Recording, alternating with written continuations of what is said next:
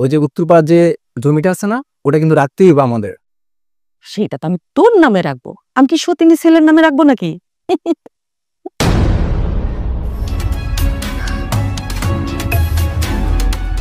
খুব তো একা একা মেয়ে দেখতে চলে গেছিলি, হ্যাঁ?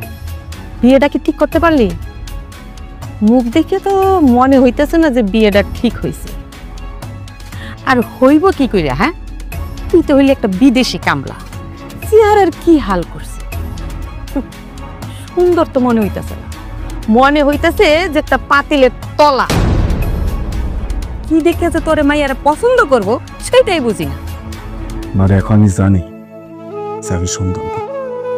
এটা তো আমার দোষ না, আমি তো নিজে তৈরি করে নিই। কিরে কামলা, গঠনের মুখ থেকে শুনলাম তোর নাকি মায়ের বাড়ি থেকে মেয়ে অপমান করে বার করে দিছে।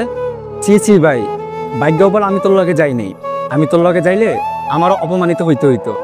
আর তোর এই জীবনে বিয়ে আর হইব না, বুঝছস?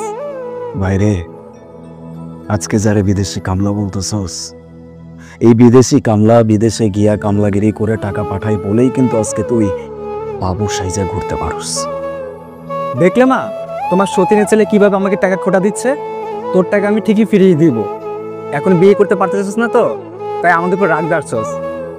শুন, তুই যখন লেখাপড়া শেষ করবি, সরকারি চাকরি করবি, এই সামান্য কয়টা টাকা ওর মুখের মধ্যে ছুঁইরা মারবি। এই যে কয়টা টাকা বিদেশ থেকে এই সংসারে পাঠায়, এই টাকা দিয়ে কি সংসার চলে? তোমার ছেলে এখন বিয়ে করতে পারে না তো, তাই এখন রাগ চাচ্ছে। না রে, আমি তোদের কারো উপরেই কোনো রাগ ছাড়তেছি না। আমি তো শুধুমাত্র কথার উপর একটা কথা বলছি, যেটা উচিত।